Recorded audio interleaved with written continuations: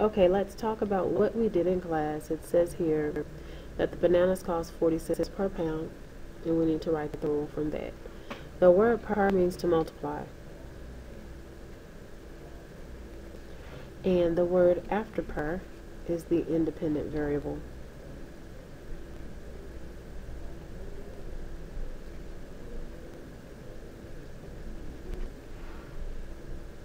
And when we write the rule, this gives us y equals 40 cents per pound.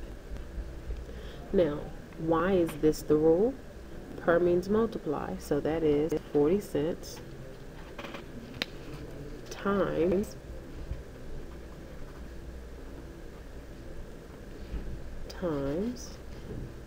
whatever the pounds are. Okay?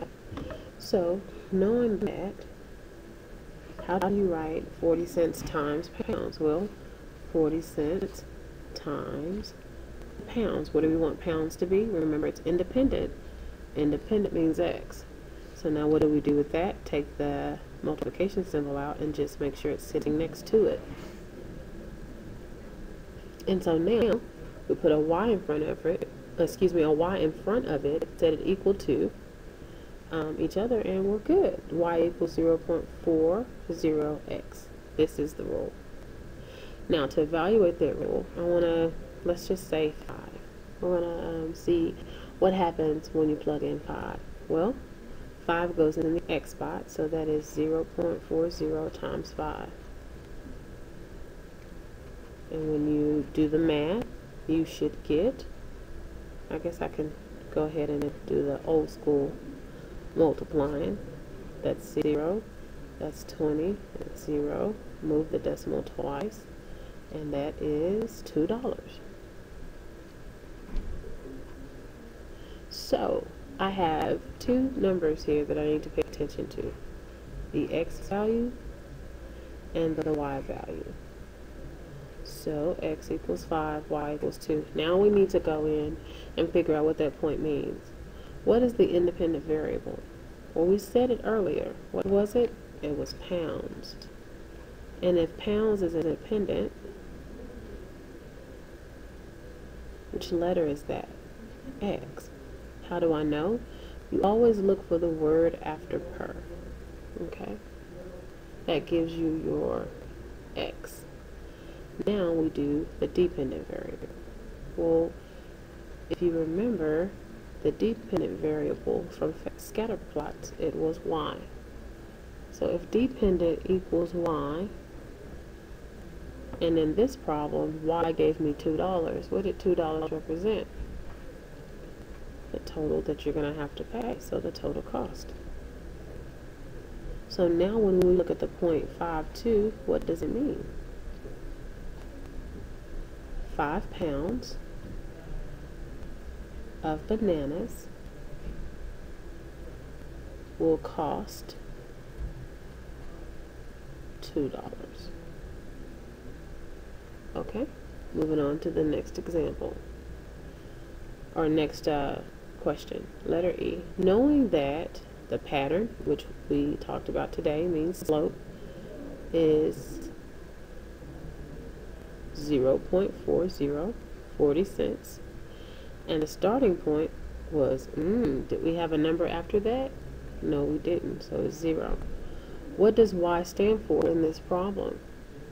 Knowing this, what does the y stand for? Well, we talked about y earlier. This is the total cost. So given this, y is the total cost. Let's look at number 2. What is x?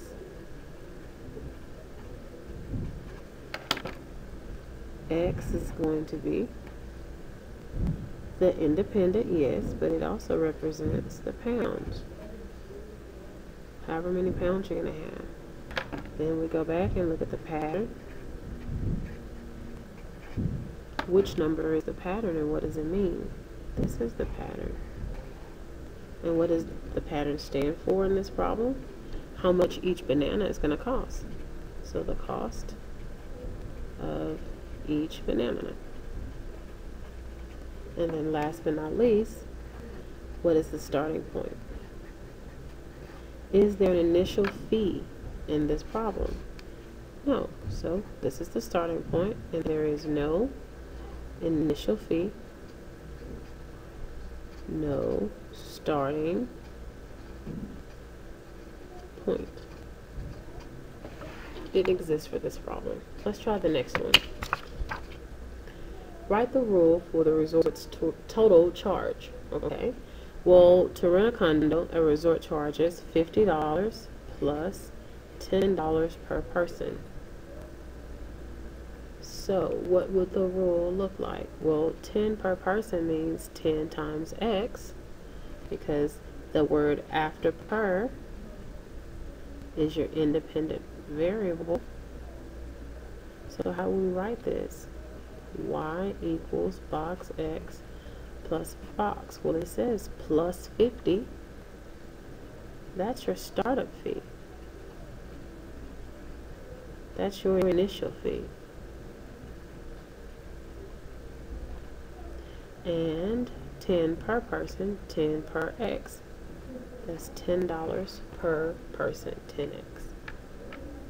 Remember, 10 times the people, which is 10 times x, because person is independent, which is 10x.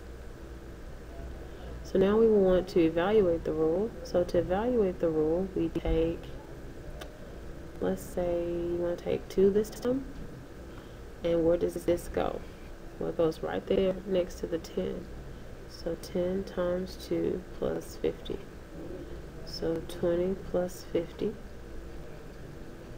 And what do you get? 70. So if we wrote the point, y equals what again? 70. And x is 2. The question is, what does that point mean? Well, let's go discover it. The independent variable is, well, we talked about that, person. So x is independent, and we know that the independent variable is the person. Okay, the dependent variable, that's y. And if you forget, remember we did the scatter plot, and I said on the x-axis hangs the x, and on the y-axis sits d. So that's how you remember that. Well, we put in 2, and we got 70, and everything here is money. So what do you think this $70 represents? The total cost. Good.